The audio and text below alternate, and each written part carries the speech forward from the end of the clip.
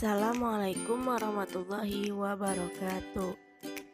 Halo anak-anak, kali ini kita akan membahas tentang tema 6, subtema 1, pembelajaran 1. Sebelum kita memulai pembelajaran, alangkah lebih baiknya kita berdoa terlebih dahulu. Berdoa mulai, berdoa selesai. Baiklah, kita akan membahas tentang suhu dan kalor. Sebelum kita memulai pembelajaran, alangkah lebih baiknya kita berdoa terlebih dahulu. Berdoa mulai. Coba anak-anak ibu perhatikan gambar-gambar peristiwa di atas. Gambar kegiatan manakah yang paling sering kamu lihat dalam kehidupan sehari-hari di sekitarmu? Apakah persamaan semua gambar tersebut? Ya, semua gambar di atas berhubungan dengan kalor atau energi panas. Tahukah kamu sumber energi panas apa saja yang ada pada gambar tersebut? Ya, ada api dan matahari. Bagaimana dengan tubuh manusia? Apakah tubuh manusia mengeluarkan energi panas juga? Bagaimanakah cara mengukur energi panas? Untuk mengetahuinya, mari kita lanjutkan pembelajaran kita. Sumber energi panas. Benda yang dapat menghasilkan energi panas disebut sumber energi panas. Sumber energi panas dapat kita jumpai di alam, salah satunya adalah matahari. Matahari merupakan sumber energi panas terbesar. Semua makhluk hidup memerlukan energi panas matahari.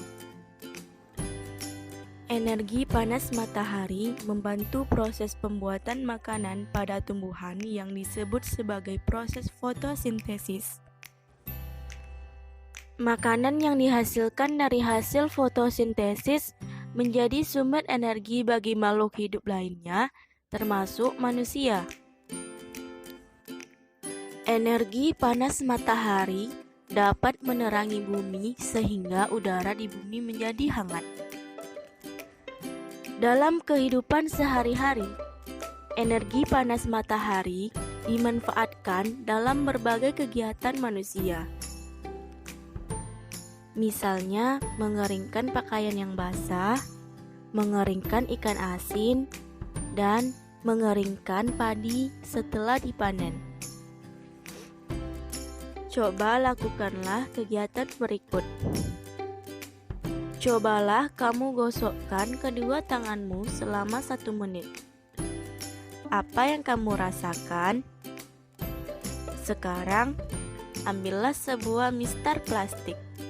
Kemudian, gosok-gosokkanlah pada kain yang kering selama 2 menit. Lalu, sentuhlah permukaan mistar plastik itu. Apa yang kamu rasakan? Setelah kamu melakukan 2 kegiatan tersebut, apakah kamu merasakan panas? Energi panas dapat dihasilkan ketika terjadi gesekan antara 2 benda.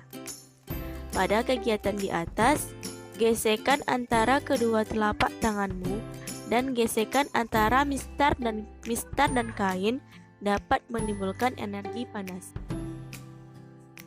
Selain matahari dan gesekan antara 2 benda, energi panas juga dapat diperoleh dari api. Pada zaman dahulu, orang mendapatkan api dengan cara menggosokkan 2 buah batu yang kering sampai keluar percikan api. Selain itu, nenek moyang kita dahulu menggunakan kayu kering, lalu digosok-gosokkan dengan tanah yang kering sampai keluar api. Ternyata, gesekan 2 benda antara 2 batu kering dan gesekan antara 2 kayu kering dapat menghasilkan energi panas berupa api. Saat ini, api mudah dihasilkan dari korek api dan kompor. Sekarang, mari kita menjawab pertanyaan. Apa yang dimaksud dengan sumber energi panas? Benda yang dapat menghasilkan energi panas disebut sumber energi panas. Sebutkan paling sedikit 2 sumber energi panas yang kamu ketahui. Matahari dan api adalah sumber energi panas. Manfaat apa saja yang didapatkan makhluk hidup dari matahari? Energi matahari dapat membantu proses fotosintesis dan juga membantu manusia seperti mengeringkan pakaian, mengeringkan ikan asin, dan mengeringkan padi setelah dipanen. Tunjukkanlah cara-cara sederhana untuk membuktikan adanya energi panas di sekitarmu. Menggosokkan kedua tangan selama 1 menit. Menggosok mister plastik pada kain yang kering selama 2 menit. Bagaimanakah cara nenek moyang kita untuk mendapatkan api?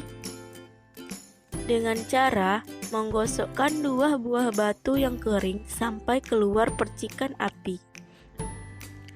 Mengapa api sangat penting dalam kehidupan manusia?